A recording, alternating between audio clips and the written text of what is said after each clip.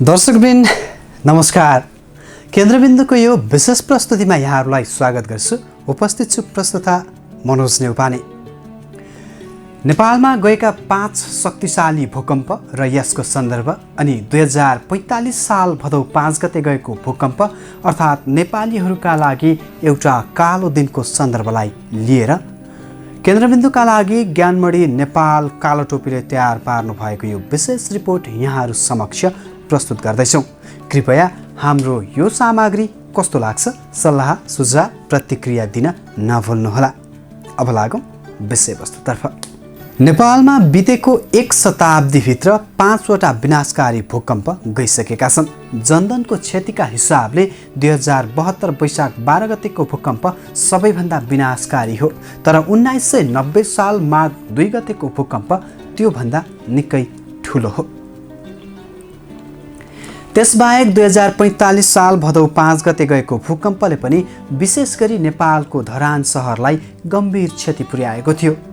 कम rector स्केलको भए पनि epicentre नजिक घना आबादी भयो भने यसले ठुलो विनाश निम्त्याउन सक्छ भन्ने पनि 2045 सालको भूकम्पले देखाएको छ। त्यसयता धेरै भूकम्पहरू गए। 2072 वैशाख 12 गते गएको विनाशकारी भूकम्पले 2045 सालको भूकम्पलाई बिर्साइदिएको छ। तर पनि सो भूकम्प नेपालको इतिहासमा धेरै क्षति भएको भूकम्पको रूपमा लेखिएको छ। काठमाडौँदेखि पूर्वको क्षेत्रमा गएका ठुला भुइँचालोमा विक्रम सम्वत 1990 को भुइँचालो 8.4 रेक्टर, विक्रम सम्वत 2045 को उदयपुर केन्द्रबिन्दु रहेको भुइँचालो 6.6 रेक्टर हुन् भने त्यसपछिका भुइँचालोमा 2068 असोज 1 गते गएको भुइँचालो 6.9 रेक्टर स्केलमा पर्छ। यसबाहेक साना भुइँचालोहरू दिनहुँ गइरहेका हुन्छन्। 2068 असोज 1 गते गएको भुइँचालो विक्रम सम्वत 2045 मा गएको भुइँचालो भन्दा ठुलो हो। तर पनि यसले 2045 सालको जस्तो ठुलो क्षति पुर्याएको पाइएन। विक्रम सम्वत 1990 सालमा गएको भुइँचालोबाट नेपालमा मात्रै हजारौंले ज्यान गुमाएका थिए। भूकम्पीय इतिहास अनुसार नेपालमा हरेक 70 देखि 100 वर्षमा एक महाभुइँचालो र हरेक 50 वर्षमा मध्यम खालको भुइँचालो जाने गरेको पाइन्छ। नेपालमा विक्रम सम्वत 1280, 1312, 1401, 1771, 1834, 1865, 1882, 1890, 1891, 1914, 1923, 1938, 1990, 2037, 2045, 2068 र 2072 सालमा ठुला भुइँचालो गएको इतिहास छ। इतिहासविदहरूले नेपालको इतिहासमा विक्रम सम्वत 1218 को भूकम्पलाई अभिलेखमा रहेको पहिलो विनाशकारी भूकम्प मानेका छन्। विगत 1 शताब्दीमा नेपालमा गएको विनाशकारी भूकम्पले के कस्तो क्षति गर्यो त? यो रिपोर्ट यसै विषयमा केन्द्रित रहेको छ। विक्रम सम्वत 1990 को भूकम्प नेपालको भूकम्प इतिहासमा सबैभन्दा विभत्स र विनाशकारी विक्रम सम्वत 1990 माघ 2 गतेको भूकम्पलाई मानिन्छ। पूर्वी नेपालको सङ्खुवा सभाको चैनपुरलाई केन्द्रबिन्दु बनाएर गएको 8.4 रेक्टर स्केलको यस भूकम्पले देशलाई नराम्रो असर पार्यो। उक्त भूकम्पमा परि 3850 पुरुष र 4669 महिला गरी जम्मा 8519 जनाको मृत्यु भएको थियो। त्यस भूकम्पमा काठमाडौँ उपत्यकामा मात्र करिब 4500 जनाले ज्यान गुमाएका थिए। घर, विद्यालय, देवालय र पार्टी पौवा तथा सार्वजनिक भवन समेत 2,07,040 वटा संरचना भत्किएको अभिलेख छ।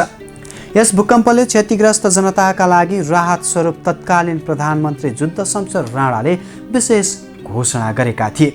उक्त घोषणाले त्यसबेला जनतालाई ऋण स्वरूप प्रदान गरिएको रकम मिनाहा गरिएको थियो। बझाङ केन्द्र भएको 2037 सालको भूकम्प। 2037 सालमा सुदूरपश्चिमको बझाङ जिल्लालाई केन्द्रबिन्दु बनाएर 6.4 रेक्टर स्केलको भूकम्प गएको थियो। उक्त भूकम्पले बझाङसहित सुदूरपश्चिमका बैतडी, बाजुरा र दार्चुला जिल्ला बढी प्रभावित भएका थिए। त्यसबेला करिब 2500 घर ध्वस्त भए, 125 जना मानिसले ज्यान गुमाए, 248 जना घाइते भए।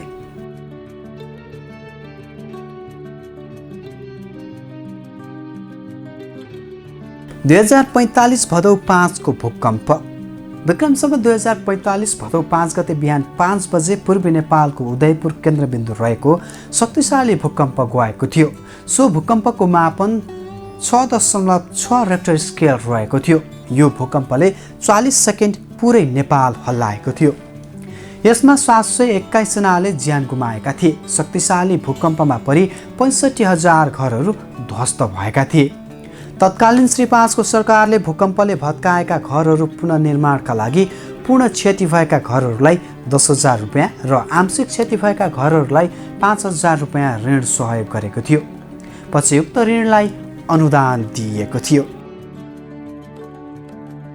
त्यस्तै अर्को छ 2068 असोज 1 को भूकम्प। 2068 असोज 1 गते नेपालको साँझ 6:25 जाँदा ताप्लेजुङ र भारतको सिक्किम सीमामा अवस्थित कञ्चनजङ्घा हिमाल क्षेत्रलाई केन्द्रबिन्दु बनाएर 6.9 रेक्टर स्केलको भूकम्प गएको थियो। भूकम्पमा नेपाल र भारतका गरी 111 जनाको मृत्यु भयो। यसको क्षति नेपालको पूर्वी पहाडी ग्रामीण क्षेत्रमा बढी परेको थियो। क्षतिको यकिन विवरण नै सङ्कलन भने गरिएन। 200 बढी मानिस घाइते भएका थिए। अर्को छ 2072 साल वैशाख 12 को भूकम्प। 2072 साल वैशाख 12 गते शनिबार मध्याह्न 11:56 गएको 7.8 रेक्टर स्केलको भूकम्प थियो। यसमा परि 8,556 जनाको मृत्यु भएको तथ्याङ्क छ। 23,309 जना घाइते भएका छन्। गोर्खाको बारफाकलाई केन्द्रबिन्दु बनाएर गएको थियो उक्त भूकम्प। यसको भोलिपल्ट वैशाख 13 गते अपराह्न पनि ठुलो पराकम्प गयो। वैशाख 29 गते गएको अर्को ठुलो पराकम्पले पनि थप जनधनको क्षति पुर्यायो। करिब 1 वर्षभित्र यसका हजारौं साना ठुला पराकम्पहरू गइरहे। वैशाख 12 को भूकम्पले गोर्खाबाट सिधै पूर्वतर्फ विनाश लीला मचायो। पश्चिममा भने त्यति धेरै क्षति भएन। यो भूकम्पमा परि 2,673 सरकारी भवनहरू पूर्ण रूपमा क्षति पुग्यो। 3,757 वटा सरकारी भवनमा आंशिक क्षति भएको थियो।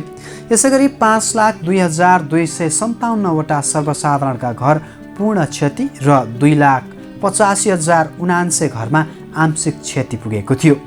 यो भूकम्पमा परि धरहरा, बसन्तपुर दरबार, बुङमतीको रातो मच्छिन्द्रनाथ मन्दिर ध्वस्त भएका छन्।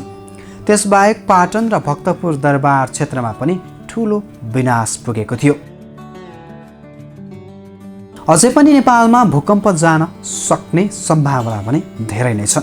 विशेष गरी पश्चिम नेपालमा यसअघि त्यति विनाशकारी भूकम्प नगएकाले अब त्यस ठाउँमा ठुलो भूकम्प जान सक्ने विज्ञहरूको अनुमान छ। यद्यपि प्राकृतिक प्रकोप कहाँ र कहिले जान्छ भन्नेमा भने यसै भन्ने अवस्था रहँदैन।